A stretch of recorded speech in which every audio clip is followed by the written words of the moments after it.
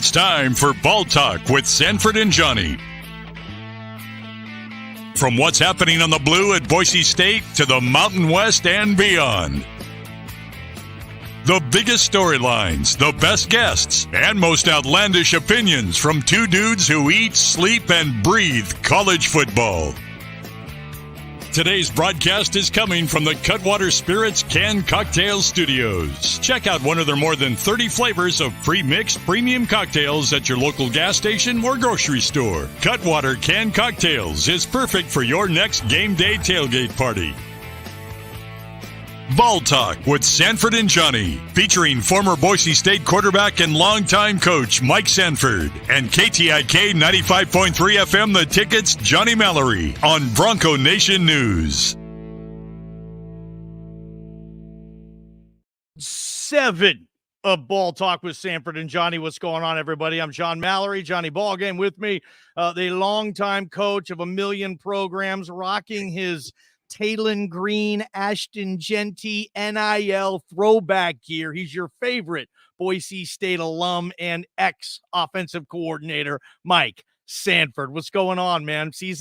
Episode 7. It looks a little different, huh? You're from where? I'm outside in my back patio here. Where are you? You know what? We moved out into the guest house. My wife kicked me out of the real house. You know, just too much noise, too much ball being talked about, Johnny. So I came out here in the guest house, and here we are, man. We're rolling out here, and hey, there's going to be no dogs barking. My 6-year-old, my 9-year-old aren't going to be screaming in the background having wrestling matches. So here we go, man. We're ready for another episode, man. My guest house is my garage, Coach. I can't wait for you to come see the palace I've created. And when me and my lady come visit you in Colorado, is that where we're going to be staying? You're going to put us up in the old Sanford guest house? It's fair game. I just need to add a nice little Boise State backdrop. You know, I got to get like Coach Sanford, something in the backdrop here, because I think I'm going to be out here a little bit more, and I kind of like it. You know, it's a little bit more intimate. I love it, man. Well, tonight on Ball Talk, we're going to obviously talk about the victory over San Diego State. We're going to preview the next opponent, Memphis. We're going to talk about how to use a star running back. You can't just give him the ball in the power eye anymore. You have to be creative, and Coach Sanford has had a lot of experience with some of the best running backs of their time. He's going to come on and tell us a little bit about Christian McCaffrey, Jay Ajayi, how to scheme these guys the ball, because we think Bush Hamden obviously is working on those ways with Ashton Jeanty. So we'll get there, and recruiting stories with Mike Sanford. You are not going to want to miss this one. Coach, how many schools have you recruited for? How many? Oh man, we've moved 14 times, but I was at Boise State once, Stanford twice, Western Kentucky twice. Oh man, 12, yeah, Notre 11, Dame, Utah 11, State, Minnesota, Yale. You recruited in the Ivy League. That. Don't forget. Yeah. So yeah, I think it's like 10 or 11. Don't ask my wife. You'll put her in a bad mood, you know. She just tells me, hey, listen, man, you just can't keep a job. You know, that's the problem. Like this guy, I mean, you know, he just gets bounced around all over the place. But, you know, hey, that's part of the gig, man. It's college football. And that's why I'm kind of doing this now, you know, to try to give my family a little stability. So actually a fun day. I had a chance to make my in-studio debut talking Denver Broncos football this morning on the morning show with NBC 9 News here in Denver, and it was a blast. So I appreciate this platform, Johnny and BJ, for setting this up, because to be honest, this is amazing to get these types of reps and to be able to reconnect with a program that means so much to me. So I appreciate all the viewers. I appreciate you, Johnny, for running an awesome show, and for BJ being crazy enough to ask me to do this on a whim. So here we are, baby.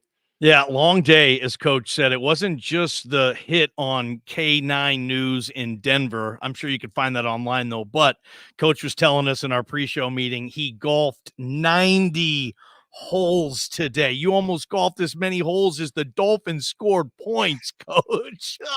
How the hell do you do 90 holes in one day? Well, I'll say this. My golf game through 90 holes looked about as good as the Denver Broncos defense. It was abysmal. And I was thinking maybe like this is going to get better as the day went on. It didn't, Johnny. I was like the last 30 holes, I was celebrating if I had one good golf shot. Like all I wanted was a good golf shot. Mm-hmm. I'm not a golfer, dude. I'm a snowboarder. And so for me to play 90 holes, I have golfer's elbow right now. And so this sucker felt like this bone was going to rip off throughout the course of the day. But you can see those forearms are getting a little work today. No, you're working out. That's really cool, man. Great to see, Coach. So let's keep you up for another hour, and we'll let you get to bed in your guest house, or maybe she's going to let you in the main house tonight, Coach. But depends on how the show goes, really. I mean, if the show's good, I got a shot. I mean, if it's just kind of, dead dog average, like I've been at times, man, she's like, you need to step it up to Johnny Ball Games level, Did she say that? All the time, dude. I mean, she's like, Nice. but honestly, she's like, he's so good. She likes it. Anne Marie. Yeah. My girlfriend said that, but holy smokes, man. Yeah. Hey, man, I feel the same way, brother. This is going to be a hell of a show. Again, season 1, episode 7. Here we are already. I want to let the viewers know if you want to ask Coach a question, we're going to make sure we get to mailbag tonight. So if you just start your question, typing question, so we know to scroll through, we'll get to those questions after we do our pick 6 tonight.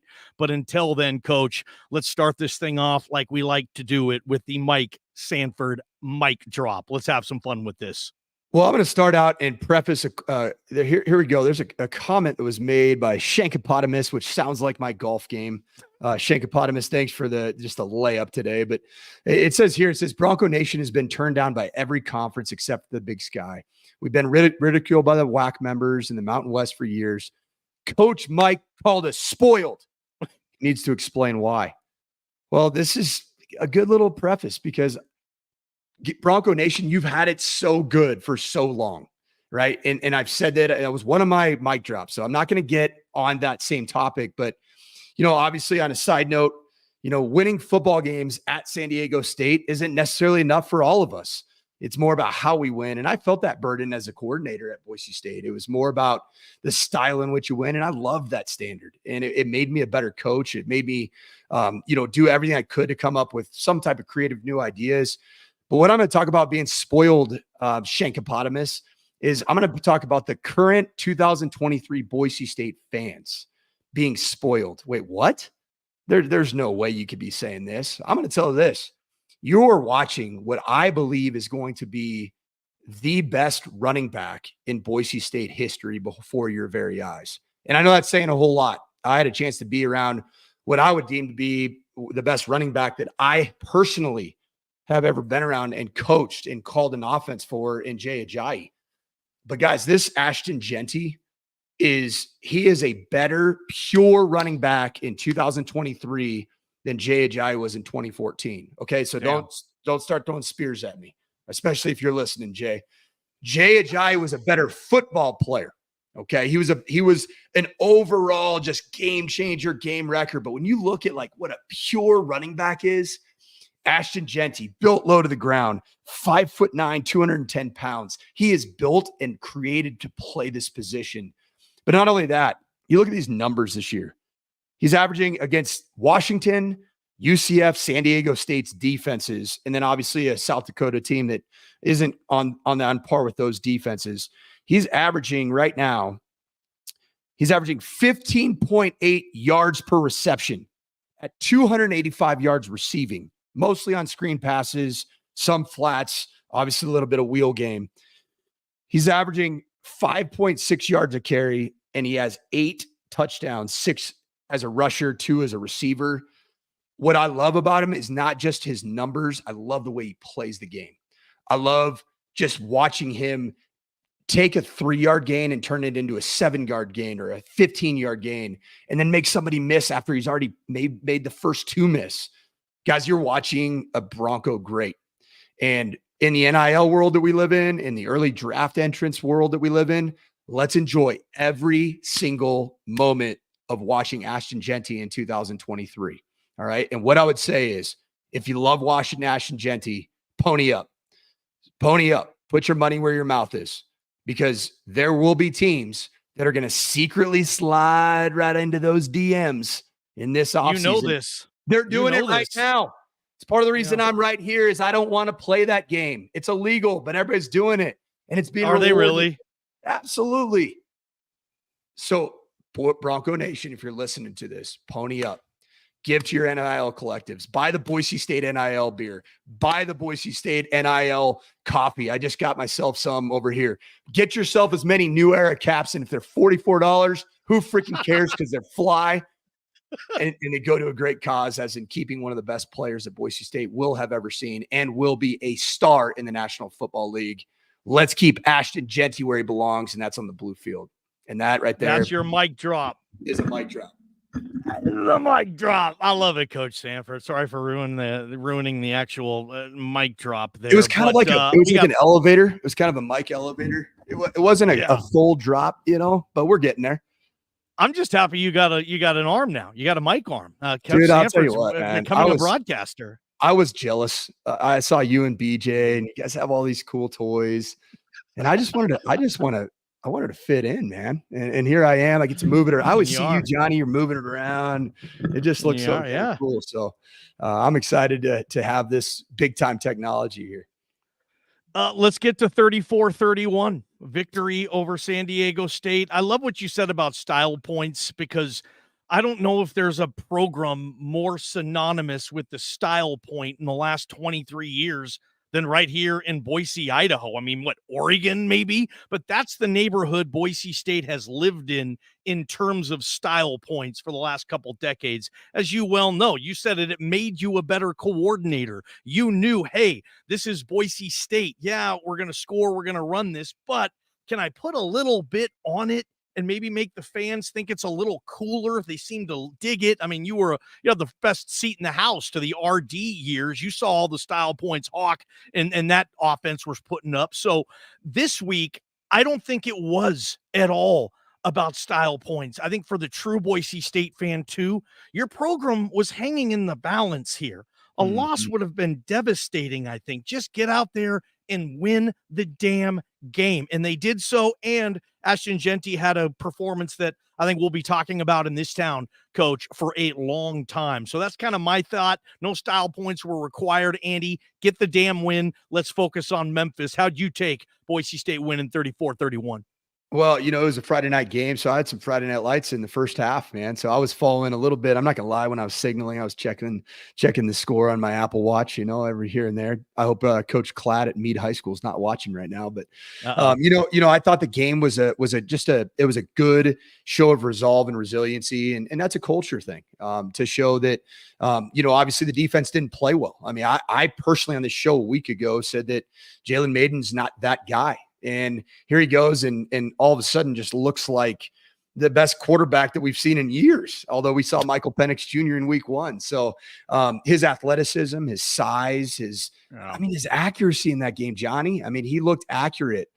He fit in some tight window throws. His first touchdown pass of the game was incredible.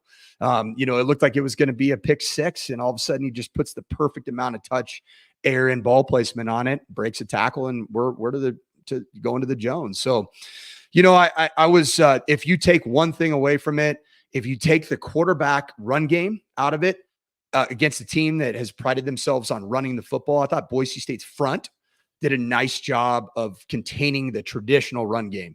Jalen Mayden, he's a monster. I mean, that guy just bounces off everybody he plays against. He did that to Oregon State. I mean, we showed that on tape and last week, and he did it against UCLA. So, I think that this defense obviously has they've got a lot to work on. I mean, that's the bottom line, and they're going to work on it. I know Spencer Danielson and Andy Avalos are going to spend a ton of time this week. Andy Avalos said it after the game about just working on the fundamentals of tackling. And coming from a defensive-minded head coach, it wouldn't surprise me if there's more live tackling to the ground drills in practice this week, which can come with its, downsides as well. I mean, you guys never want to do it anymore, man. None of you coaches, none of you sexy little OCs out there want your guys getting touched. Stay up, Johnny, have you been to one of my practices? Stay up. Johnny, have you been to one of my practices when I was a head coach? We tackled a lot. Did you? Because this past year at CU, we went live and we scrimmaged and we moved the ball because we had so many young players. And we were struggling in so many areas defensively. After 5 games, when I took over as the interim head coach, the defensive coordinator was fired as the same day that Carl Durrell was. So we had to implement an entire new defense in short order before the Cal game. And then we also had Washington, Oregon, SC, and Utah in back-to-back weeks coming up down the pipe. So we had to find a way to build some physicality. But what I'll say about this win is I saw a lot of grit. I saw Taylor Green's best performance in that second half. Everybody's asking me on social media, what did you see about it? Well, I saw him play to his strengths. I saw him use that incredible stride length, being able to turn it over and run the football to change the game. And his particular run to move the sticks where he reached the ball out on a 3rd and long, that to me was game, set, match. I felt like the game was over after he made that play. And that's what it's going to take. That's the formula for Boise State in this 2023 season to win games is Ashton Jeanty and Taylor Green have to be those dudes. And I think in that second half, they were those dudes. And I was really proud to be a Bronco watching that second half. Tough place to play. Sometimes you think that just because there's not a lot of crowd there, it's an easier place to play. That makes it even harder. Is when you travel to a road game and it's kind of just a little off, that makes it challenging. And so I think this was a really good win for Boise State. I thought it was a signature win for Andy Avalos. And I'm looking forward to seeing this road trip against another good team with a really high-powered offense in Memphis. Yeah, let's get to Memphis here in a second. Let's get back to Ashton Jeanty a little bit. I think Bush is doing a terrific job scheming this kid. I mean, you would think the screen pass is only going to work so many times, but I guess if you run it from so many different looks and have so many different options on it, you can keep getting away with it. They clearly are.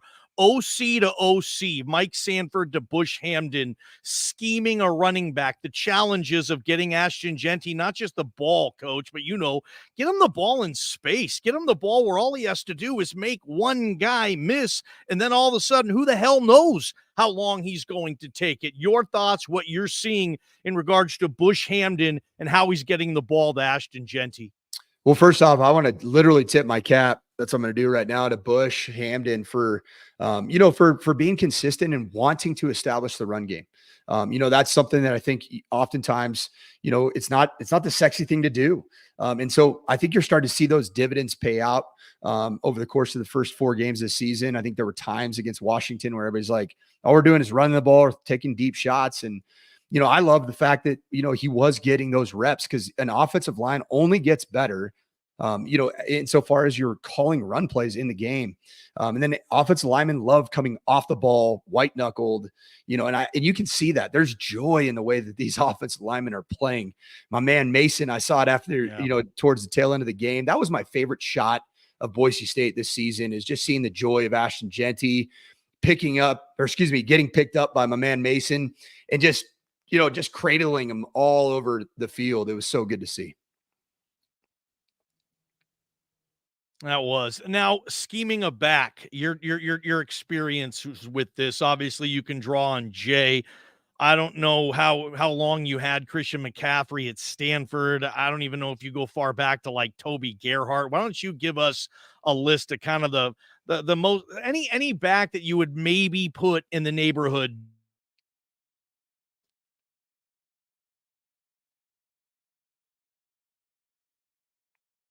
What were the best ways that you were able to scheme those guys?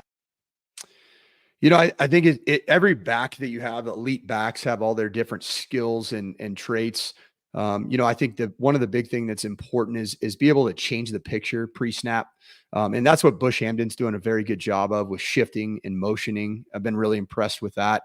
And then also play to the skill sets of the back relative to what schemes they run best. The power play, pulling the backside guard, kicking out, the in-man line of scrimmage and getting 2 double teams sometimes on the front side of a play. I think that's God's play. I think that, God created the power play on the 7th day. I don't think he took the day off because it's such a beautiful play.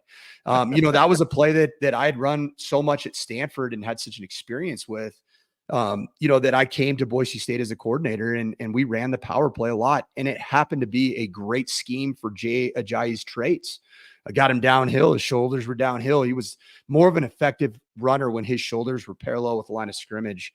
So I think that there's different ways that you can play backs. I think Jeremy McNichols was a really good outside zone runner, and obviously, Eli Drinkwitz got the most out of Jeremy McNichols as an outside zone runner, and that was his background.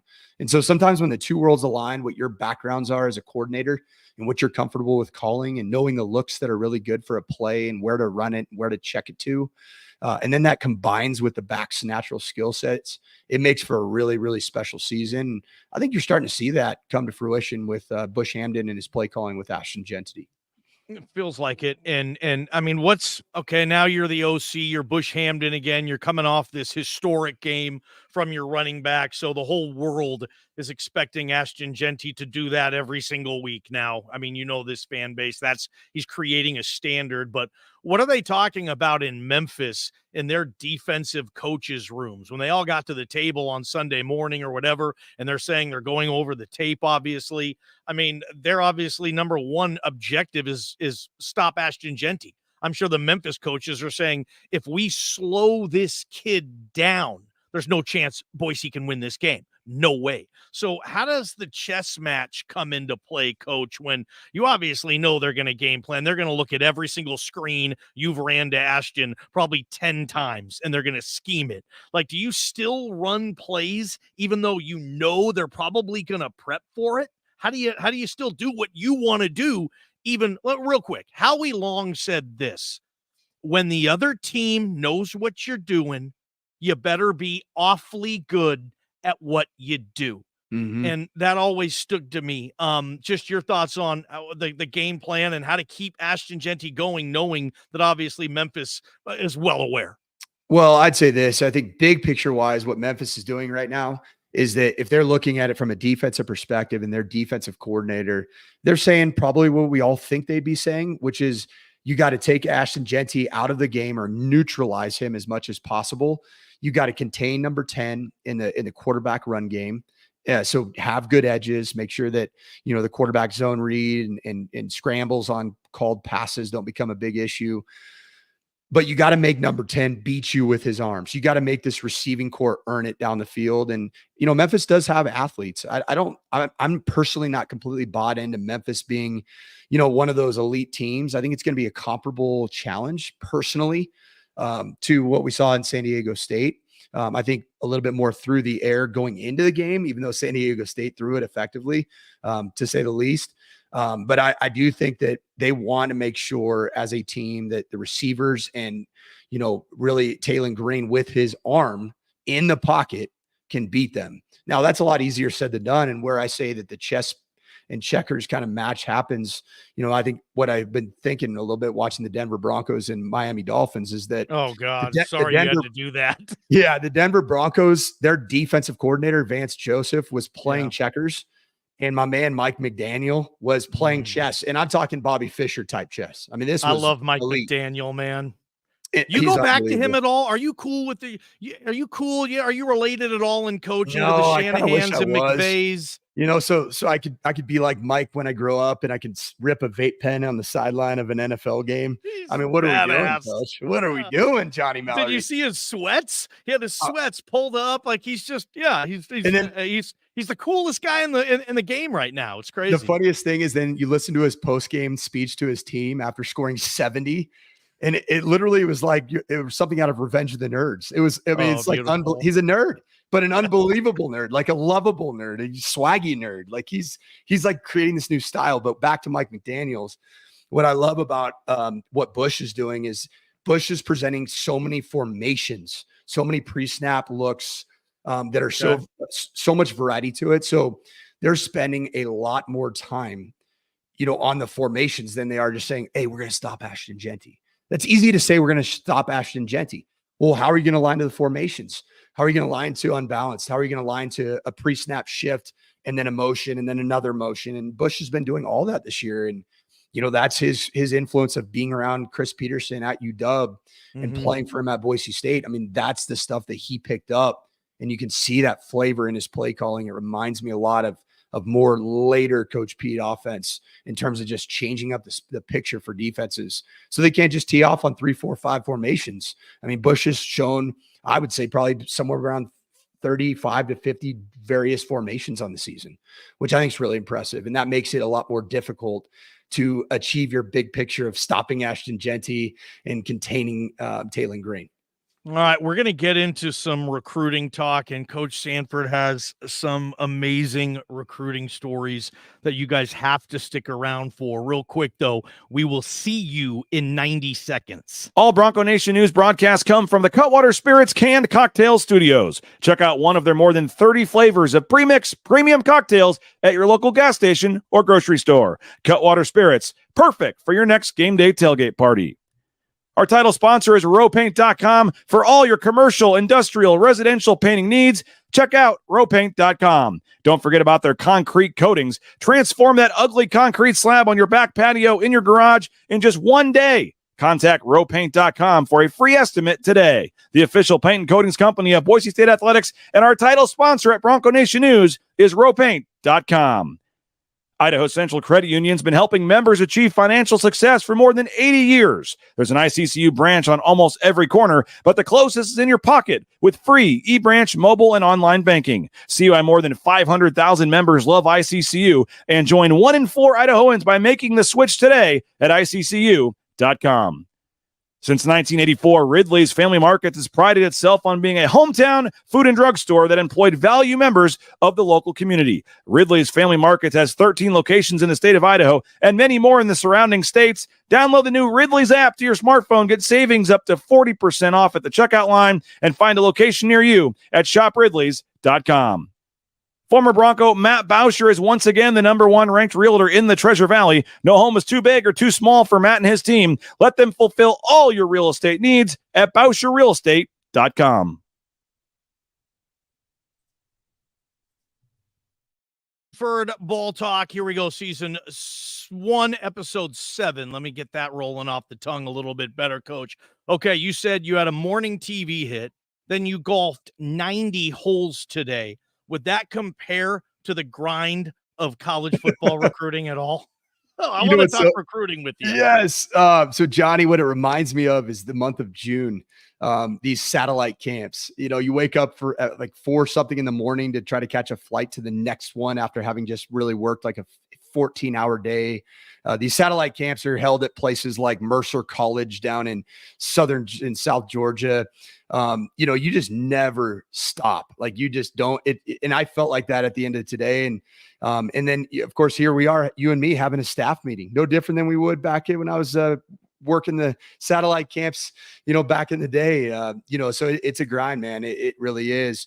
And I think the recruiting, the piece that people don't understand is that, when I talk about those hours that we work at the office, and I said it on the show, you're talking about Sunday from 10 a.m. till usually 11 p.m., Monday, 6, 5, I've been as early as 4:45, and then out as late as 1:30, 2 o'clock, drawing scout cards, watching some other formation that you just discovered from a year or two prior from that defense coordinator.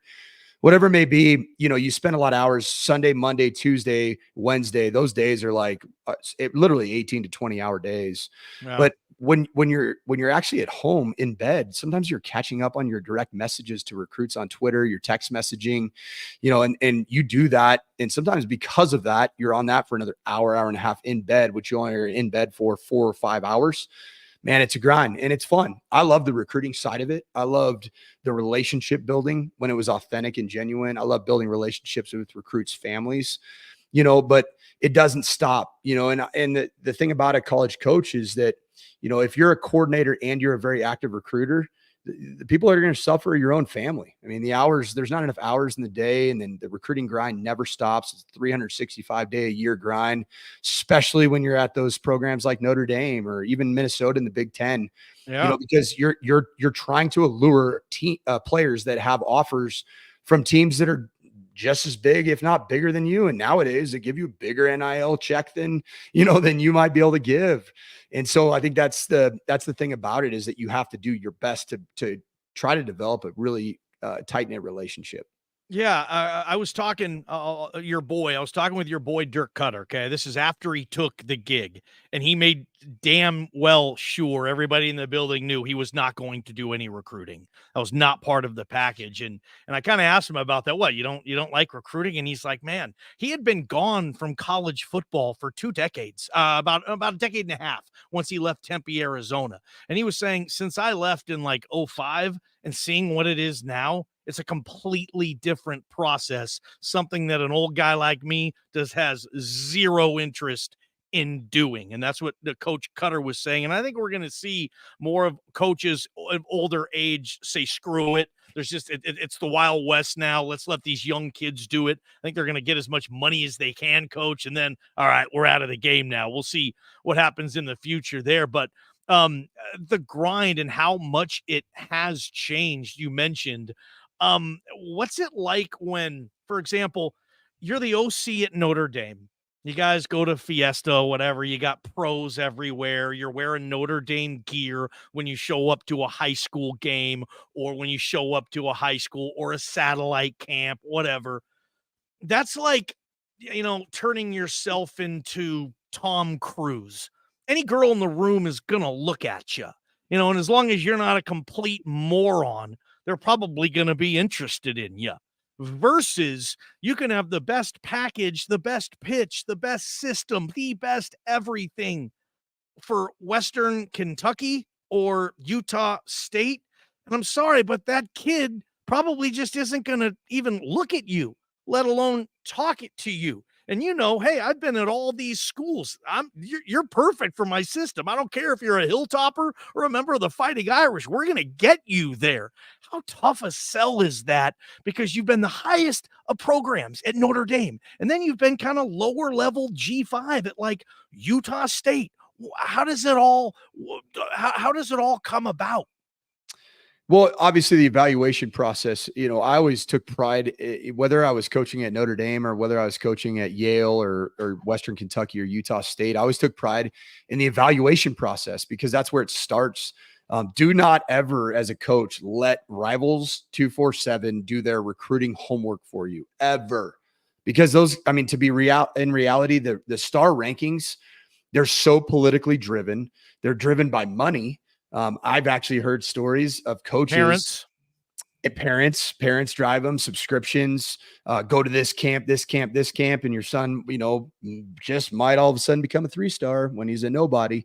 That does happen all the time, but I've even heard of coaches that once they get a kid to commit or about to commit, they're working and giving insider information to recruiting services. Therefore, a kid bumps from a 3-star to a 4-star, and then all of a sudden he commits to a school and you're like, oh, that's crazy. We got a 4-star, and the fan base is going crazy. And that's why I don't believe everything you read on Twitter, man. We all know that. Don't believe everything you read on 247. The bottom line is that as a coach, you have to trust your own evaluation. You need to know systematically what you're bringing in, and you got to do a really good job of being committed to that and not get caught up in all the hoopla, because it always ends up coming out in the wash. There's a lot of coaches that I know that did their best on their social media to just promote themselves and how good of recruiters they are, and, work all the different services and make sure that they know that I'm the one who got that. That stuff doesn't matter. It comes out in the wash. And I've seen a lot of guys over the last 10, 15 years that did all that stuff, and now they're in a position where it ran out because people saw that it was fake. It wasn't real. So I think the evaluation process is of the utmost important piece of the puzzle. And when you're at a place like Boise State, you want to beat all the Pac-12 and Big 12 schools with the offer and start building that relationship. And what I used to love, a tactic I used, Johnny, is I would offer a kid a scholarship and I would say, hey, you just watch, especially when I was at Boise State. Like, you just watch, man. Just start texting me. Text me, you're going to get 4 Pac-12 offers in the next week. Yep. And it always happened. It always happened without fail. Like, all of a sudden, because Boise State offered, they had 4 Pac-12 offers, but using the tactic of like, watch, bro, I was here first. And then even going back when they got those offers, you're like, hey, man, what did I tell you? It's because I saw something in you. I believed in you. And you're going to be that guy here because I am the guy who felt that way about you. We were the program that felt that way about you. And then if you can do the same thing with the parents, you can do the same thing with a high school coach, you can get somebody on board. And I think Brett Rypien was a great example of that. That's where I wanted to go. It felt to me like in your time at Boise State, Rypien was probably your home run in the recruiting process, your parting gift to the program, if you will, coach. You sign Rypien and your ass leaves for South Bend 27 hours later, you sly dog. I loved that move. But I want you to talk about it. Love that. You didn't love that move. No, man. we hated it. I love you. I still have egg on my face, man. I think my man Shankopotamus is still mad at me He probably is, because I left it like a thief in the night, and then I also, did. and then I call everybody spoiled. Just so you know, Shankopotamus, I want you to know this real quick. Spoiled's not a bad thing. Spoiled's because you've been around such a great product for so long. And that's what I'm talking about, is that sometimes we got to take a deep breath and be like, man, I really enjoyed watching Ashton Jeanty ball out. Like, this is a great example. Denver Broncos had John Elway. They're spoiled. Well, they're probably thinking that right now. Like, man, you guys, my neighbor next door right here watches every Broncos game in his garage, about 25 Bud Heavies deep, ripping heaters, man. And I could just tell pissed. I just wish that we had John Elway, man. Those were the days. He's my favorite quarterback of all time. And these are the days of watching Ashton Jeanty and the days of watching Kellen Moore. I mean, you just have to at times just realize how good you do have it in moments like this. So that's what I'd say. But the Brett Rypien story, I think that was a really fun story for me, because that recruiting victory had everything to do with relationships and nothing to do with the perceived logo that I was wearing. Because obviously Boise State, hot program, we're playing in a Fiesta Bowl. All those things are obviously very powerful. But the thing that I saw with Brett Rypien is he came to camp at his dream school. And I was a quarterback coach, and I ran the quarterback passing academy, or the quarterback academy. And we had literally 128 top quarterbacks in the country come to this camp. Where was this? This was at Stanford. So when I was coaching at Stanford, and when I was at Stanford, Brett Rypien wanted to go to Boise State really bad. And of course, all these quarterbacks show up, they have their helmets on, and I see the name Rypien on his helmet. I'm like, that's a pretty common name. I'm going to have to go talk to this kid. And of course, he's the nephew of Mark Rypien, who I knew growing up, and played Tecmo Bowl and Tecmo Super Bowl with Mark Rypien, just ripping 82-yard bombs to my man Art Monk and Gary Clark, and then the celebrations in the end zone that are all pixelated. You can't beat it. But what was so cool is that he wasn't at the level of national quarterback in his physical development when he came to those Stanford camps as sophomores and juniors. So he didn't get the love maybe at the time from, the head coach, David Shaw, or our offensive coordinator, at the time, Pep Hamilton.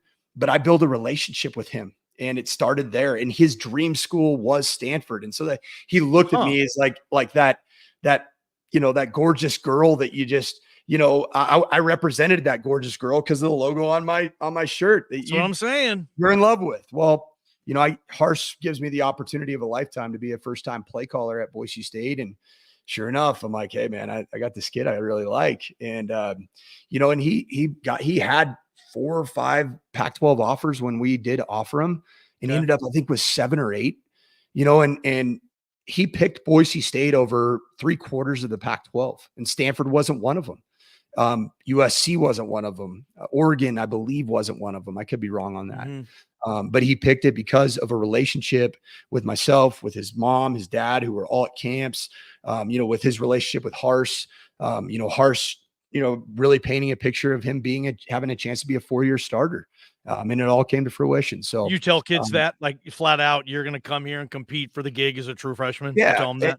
Yeah, and it's always about competition, guaranteeing spots. I'm not big on that. You've never done that. You've never said, hey, once you set foot on my campus, you are my starting left tackle. You've never made that promise? Johnny nevers aren't in my vocabulary. I mean, maybe. You've done it. Maybe. You've done it. You guys all do it. Yes. Yeah. I mean, to be honest, there's certain players like Solomon Thomas at Stanford. Beast. He was in my recruiting area. I started recruiting him as a freshman or sophomore in high school, and just built a relationship with his family and had a real just deep connection with their family. But he was so stinking good. And we were losing an unbelievable group of defensive linemen. Yeah, I was like, dude, you're going to come in and you're going to play. You're going to play as a freshman. But, same thing with Jeffrey Okuda when I was at Notre Dame. He was in my Texas recruiting area. I'm like, bro, you're going to start, bro. That's real. They want to hear that, coach. Yeah. Well, and you got to tell them how much money you're going to give them too, right? Yeah. You got to tell them, do they flat out ask you, does dad ask you, hey, my son's got XYZ offers. What's the bag of cash looking like on your end? Is that where you have to go now? You know what, Johnny, for whatever reason, I've never been in that situation. Not once. Okay. And I don't know if it's because, quarterback recruiting can be a little bit different. It's almost more corporate, because I think a lot of those decisions of NIL, whether they're legal or not, or they're not even NIL, they're literally bags of cash that are handed and kind of semi-called NIL. I think that those kinds of things are happening sometimes with the 7-on-7 coach, sometimes with maybe in some instances with the high school coach, so I think it's, it's case by case, but nobody's ever said, hey, how much you can give them. Okay. You haven't got that yet. But I know plenty of coaches that I've coached with that came to me and they're like, yeah, man, the cost is going to be XYZ. And I'm like, what, dude? Whatever happened? Whatever happened to a 4 or 5 year paid college education, no student debt, all your meals paid for, the most Nike swag on planet Earth, and girls and stuff. And yeah. I mean, people talk to you, you're the cool guy, not girls like that, but hey, it's fun. We're rocking that gear on a college campus. That used to be enough. Now, no, man, I need the car. I need the cash.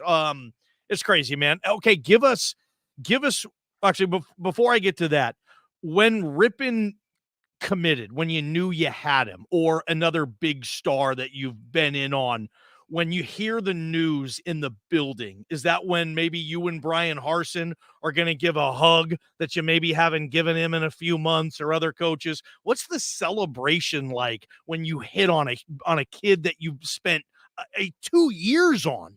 Yeah. Well, when there's a recruit that I've invested a lot of time in, a lot of resources in, and the relationship is deep, I always made sure that they told me they were committing before they told the head coach. And not because never because I wanted to shine. So I always kept it inside. I sandbagged always. Yeah. But I don't know if we're going to get him, Horse. I don't know. I mean, as an offensive coordinator, you already have enough stress in your life. The last thing that you needed was those, announcements with the hats and not knowing the outcome.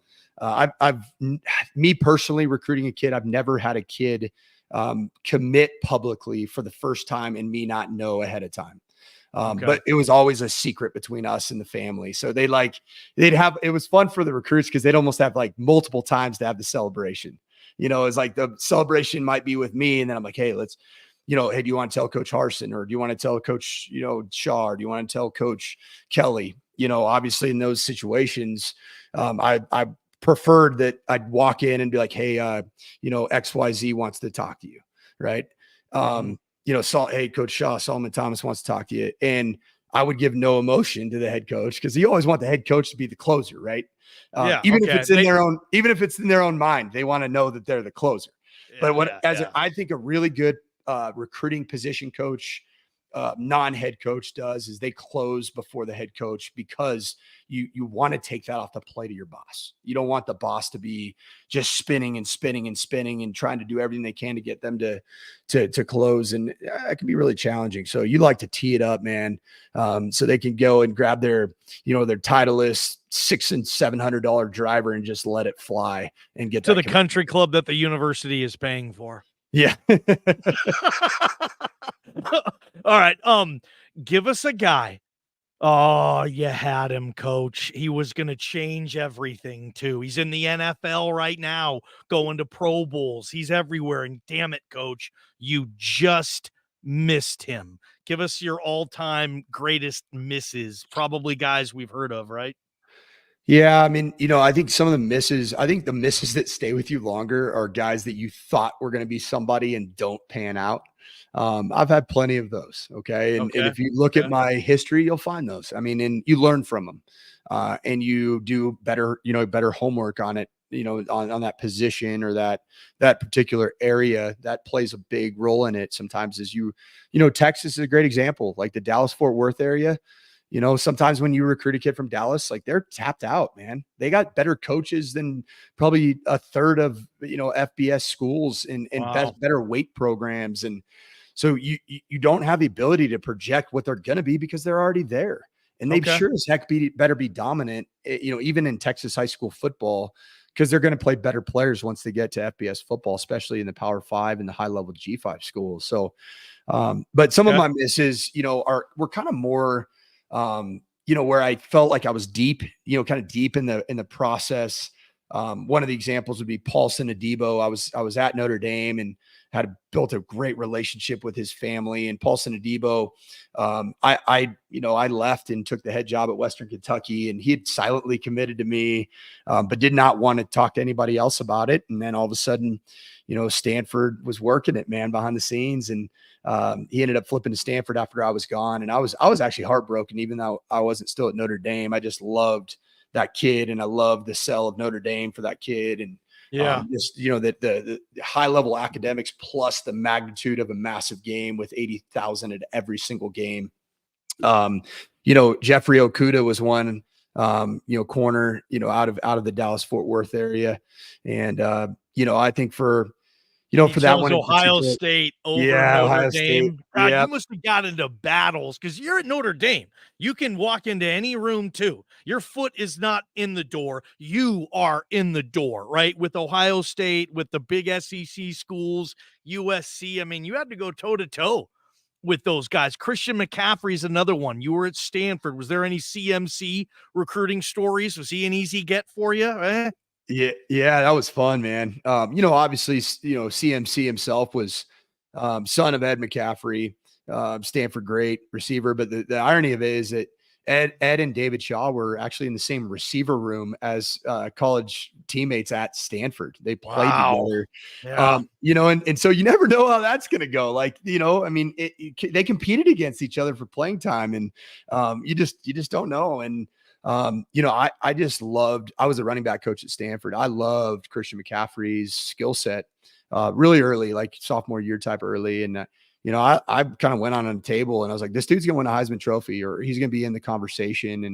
And so I flew out early the night before we were playing CU, our first time at Stanford playing, in Boulder. And it was my first time being in Boulder, so I just hung out at the game at Valor Christian. David Shaw and Pep Hamilton, the offensive coordinator, were like, "Hey, man, I want to get a real honest evaluation of Christian." We hadn't offered him a scholarship, and clearly his dream school was Stanford. His mom, Lisa, was an All-American soccer player at Stanford. A little known fact about CMC, and I learned this in the process of recruiting him. He got his speed from his mom. His mom was headed to the World Cup, the famous Brandy Chastain Sports Bra World Cup. She was a starter on that team and tore her ACL weeks before the World Cup and missed that World Cup. But even more than that, Lisa McCaffrey's father was the first grandfather, Ed Syme, was the first American to break the 10 seconds in the 100-yard dash back when it was the 100-yard dash. So there's genes just coursing through that dude's veins every which way. But back to CMC, I go to a game. He's playing at Valor Christian. He scored a touchdown, returning a touchdown, kickoff return, punt return, 2 or 3 rushing, threw one as a Wildcat quarterback, and then had a pick 6. So I come to breakfast the next morning, and I look at Pep Hamilton and David Shaw, and they're like, so how was he? And I was like, he'd start for us tomorrow. You said that. Yeah. You said that. I said he was a sophomore in high school. Yeah, I'm like, I don't think he'd start over Stephon Taylor right now at running back because that dude was a good monster. I was like, but he'd start at slot. I mean, he'd start for us right now at corner. He'd probably start at safety, maybe nickel. Like, I'm like, the dude is a freak. And I also said, I'm like, he's going to be in the Heisman Trophy conversation in 2-3 years. Promise you that. Wow. And they're like, all right. And then he got an offer from Stanford, and to be honest, it was a wrap. Yeah, it was his dream school. You must love it when you get a kid, and gosh, Stanford, that's a lot of dudes' dream school. Notre Dame is a lot of dudes' dream school, right? Like, that's got to be, I mean, is that everything in recruiting? Like, do you know coaches who are horrible recruiters, but they have Notre Dame on their chest so they can get anybody they want? And you probably know guys who are great recruiters, but it says Coastal Carolina here, little more difficult. Like, do you have respect for other guys? You guys talk about this when you get together at events, golf tournaments, whatever the hell, camps, and say, it's a lot harder to get kids when you don't have the Power 5 patch on your vest, right? Yep. And I'd say this, there's a lot of horrible recruiters because you see them. And the irony is that a lot of the quote unquote elite recruiters in college football, when you really get behind the scenes, they're just clout chasers. And I'm talking about the 247 and rivals and making sure that their name's attached to a kid. And a lot of times somebody else is doing the work. Whether it be a different position coach, an area coach, a recruiting coordinator, nowadays directors of player personnel. But what I think makes a bad recruiter is laziness. That's it. Okay. And believe it or not, there's a lot of laziness in college football. I mean, I've been on staffs where really, I look lazy. Yeah, going home watching The Sopranos. What? No, I'm talking about recruiting. I'm talking about because nobody's watching you, right? There's nobody sitting there staring into your office and saying, "Is he still here?"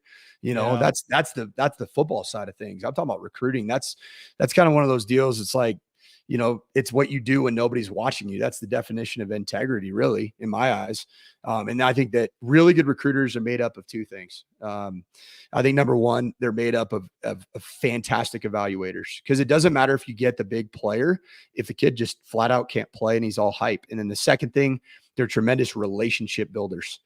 They're genuine, they're authentic, they can build relationships. And then I think in 2023, why I'm not here is they're good at getting that bag.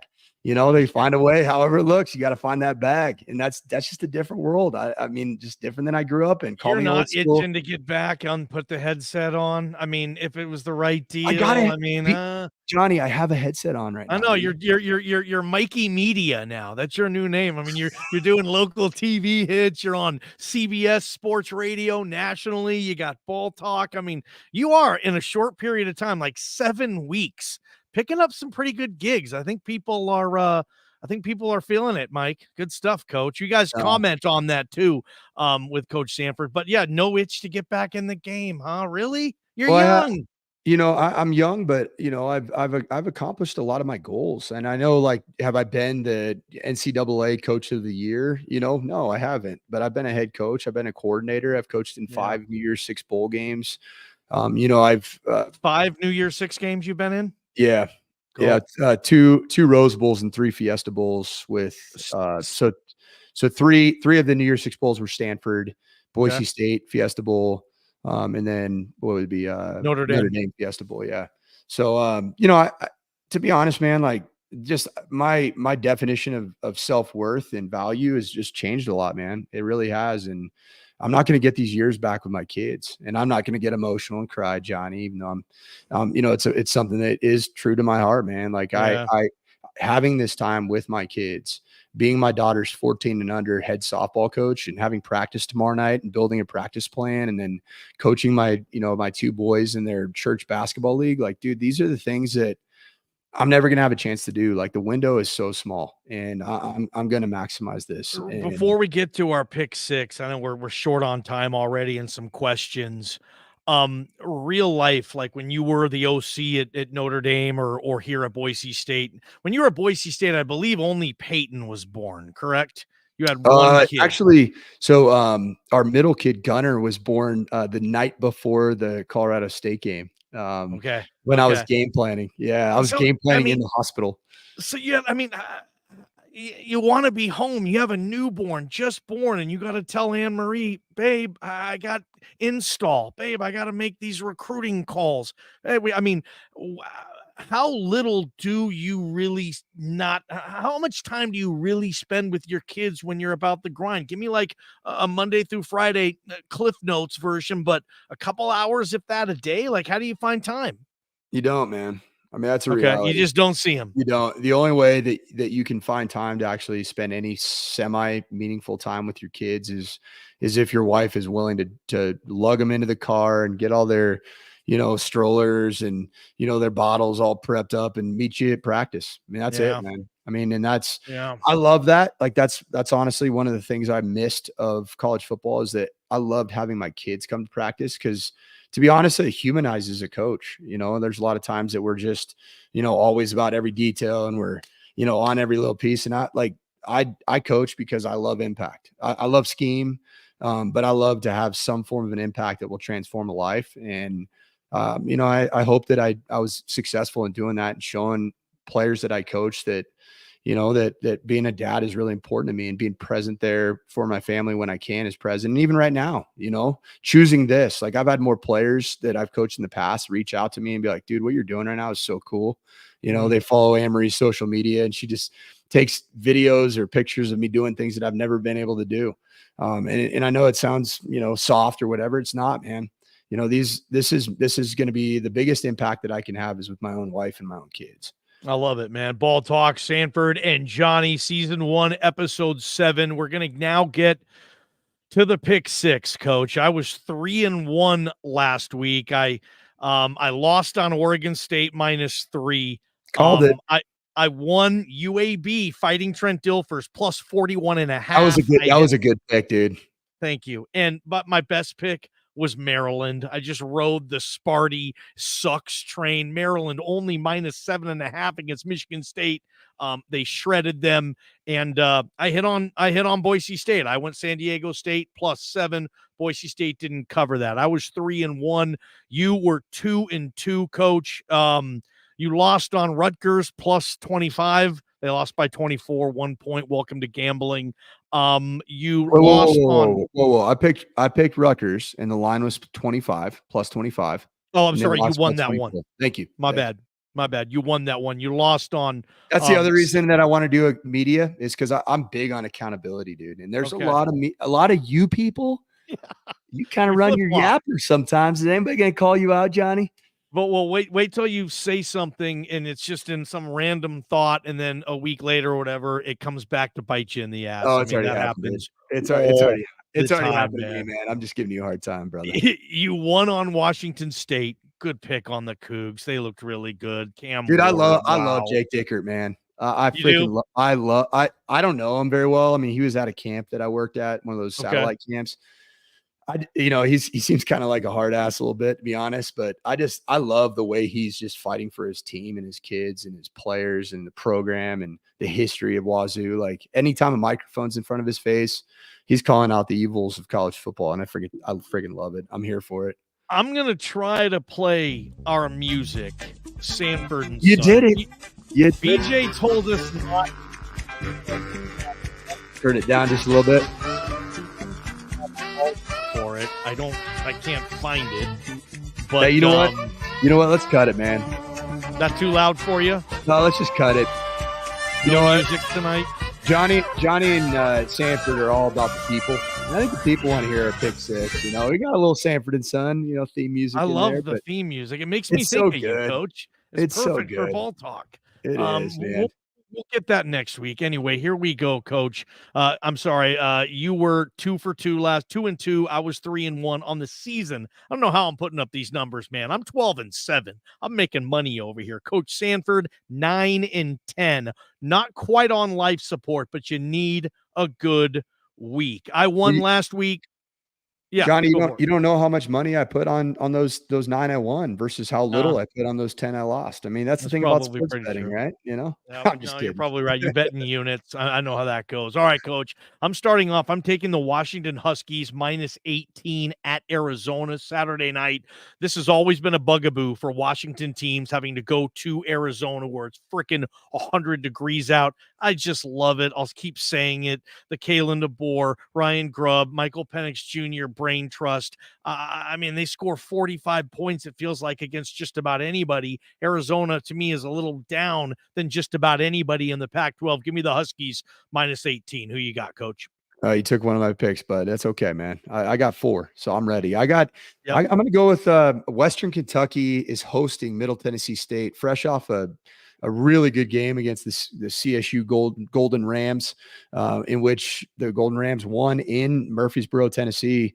I'm going to go. So that rivalry, I was a part of that one. It's called 100 Miles of Hate because the two schools are separated by 100 miles.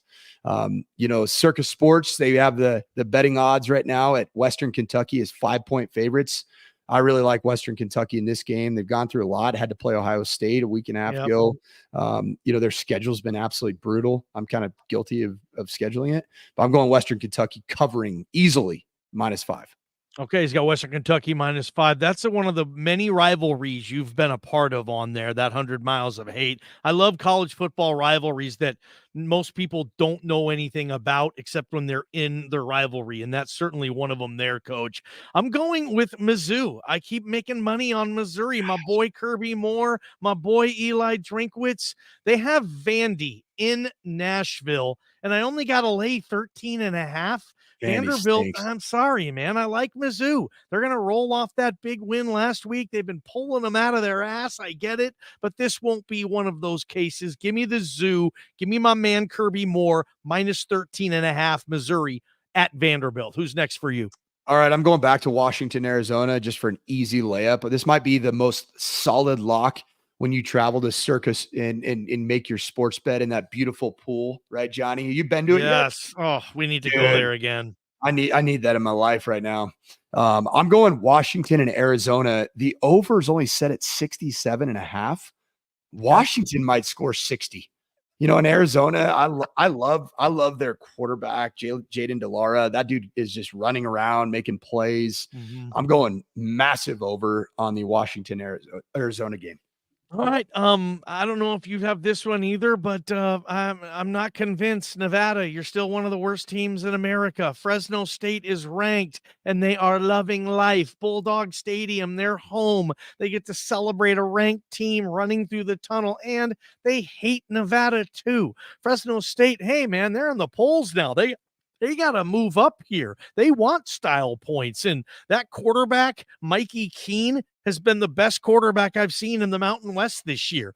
Jeff Tedford, what do you know? The guy knows something or two about quarterbacks. Give me Fresno. It's a ton spread, -24.5. But I got Fresno winning this like 58-10. I think they're going to smoke them. Give me the Bulldogs -24.5. I'm on Fresno pretty hot right now, Coach. Yeah, I'm going back to one of your missed picks from earlier in the season. Coastal Carolina, man, one of the most disappointing seasons.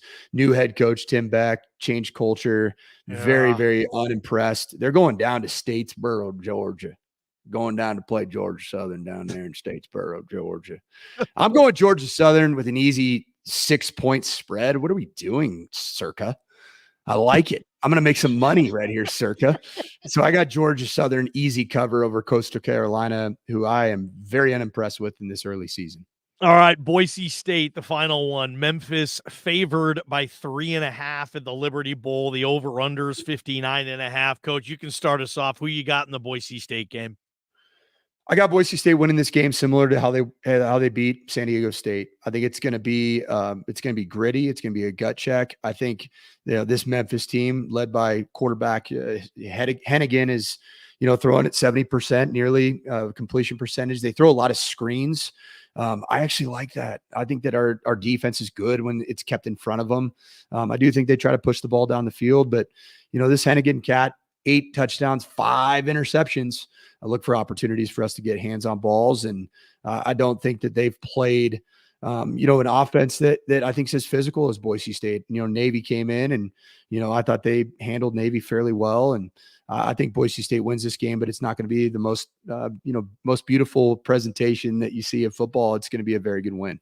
I'm going the over in this game, 59.5. I know you love Spencer Danielson, but he's not keeping anybody under 30. Certainly not Memphis. Boise State, if they want to win this, is going to have to be over 30 again.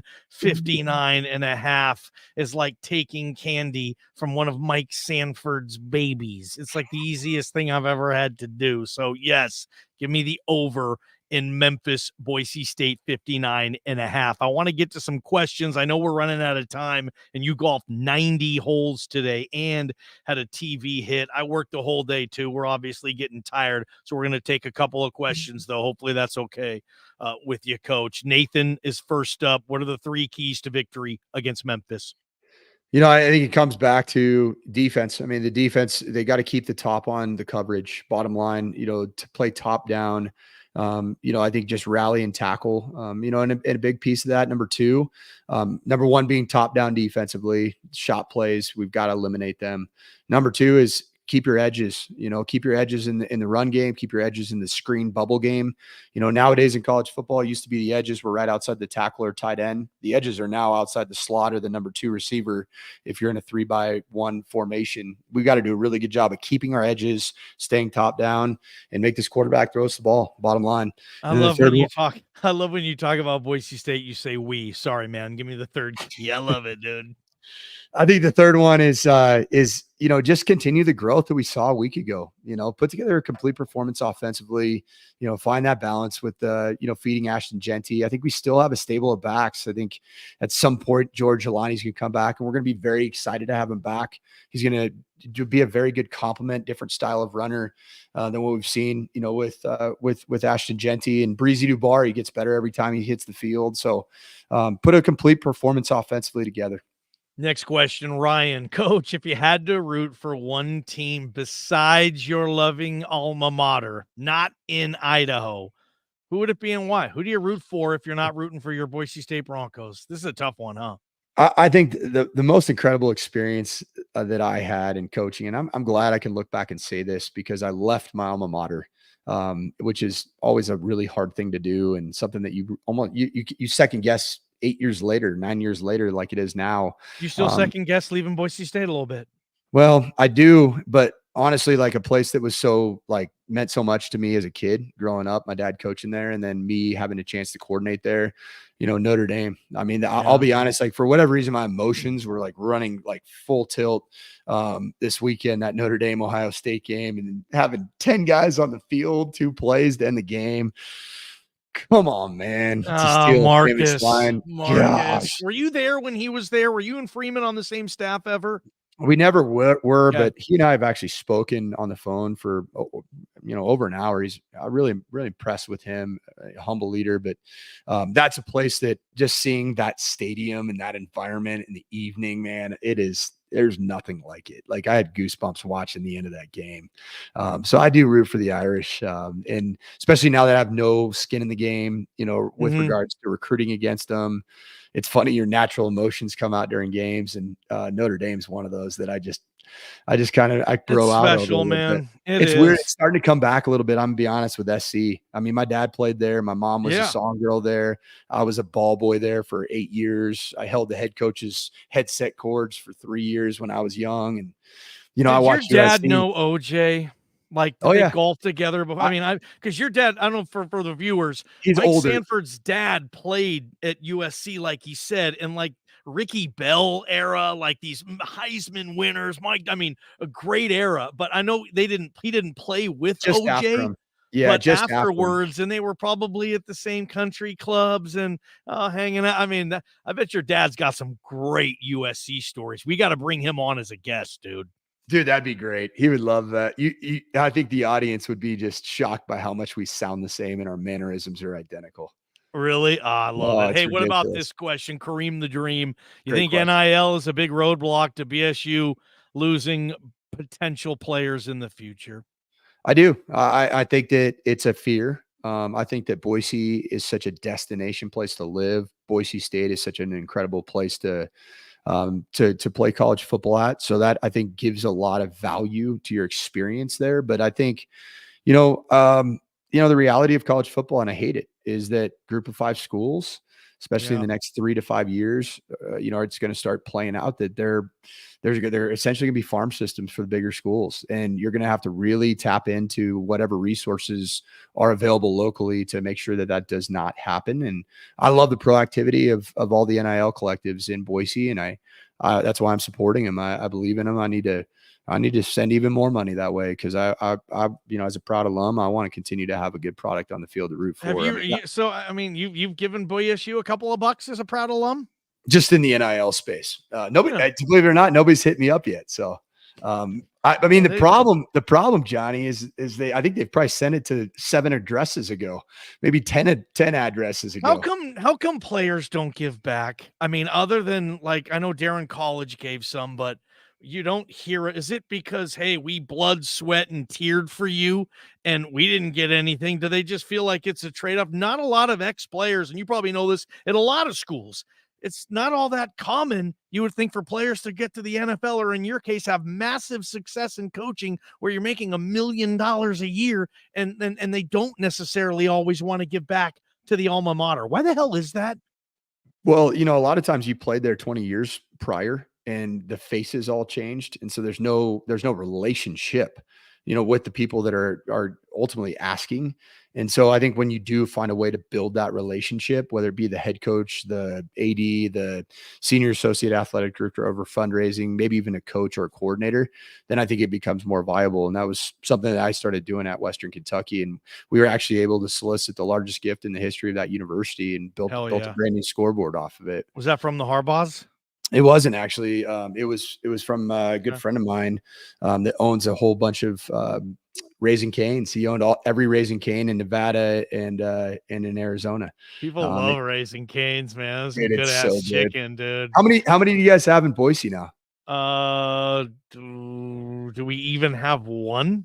Yeah, I know. We got to get to the comments for this one. I don't even know if we Raising Cane's in Boise. Come on now. Somebody comment on that. Is there one? I'm not sure.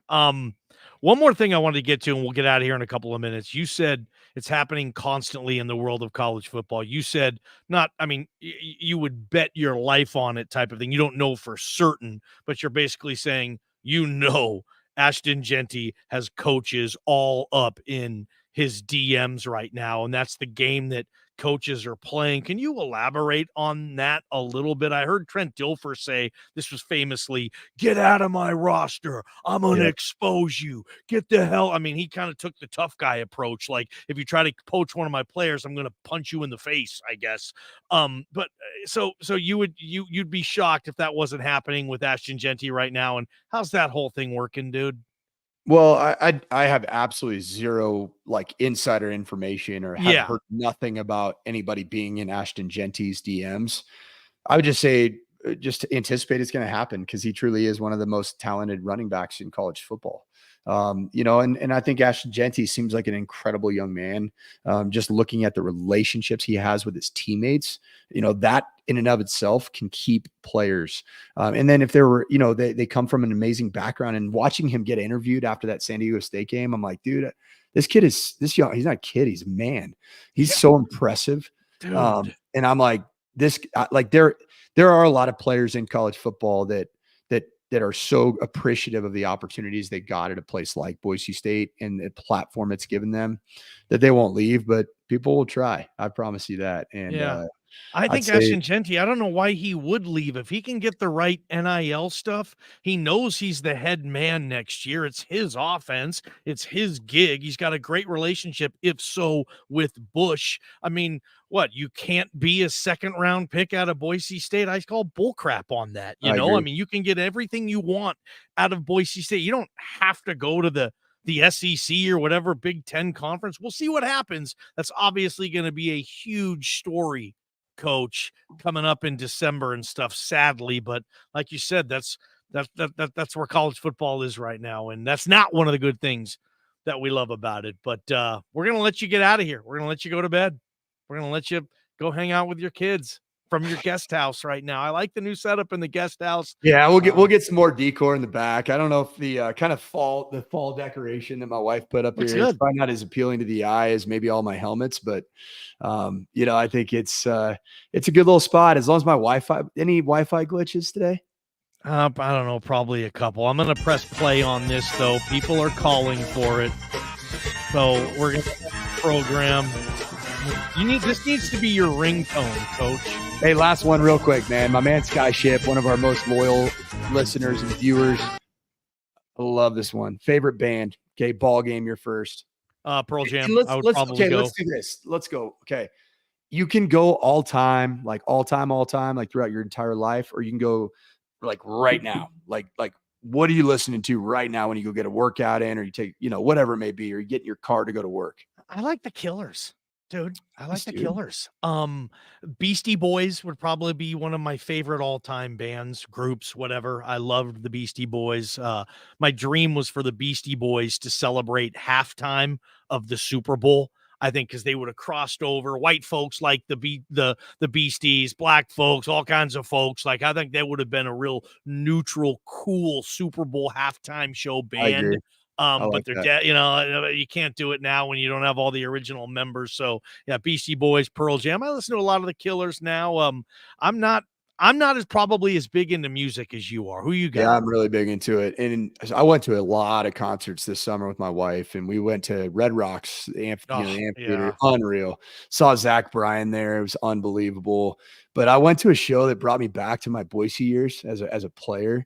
I was really big into like the whole like metal, emo, screamo, punk rock. Like I was really into that music, and it kind of goes by the wayside, a little bit for me for the last 15 years. And I went to this awesome show. It was Under Oath. It was Falling in Reverse. It was Ice Nine Kills. It was just kind of just insane metal show.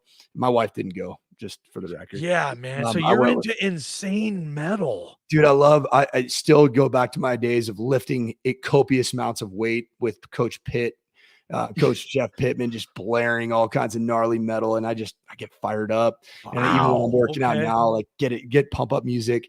So there's this band that opened. They were the first of 4 bands. Never heard of them in my life.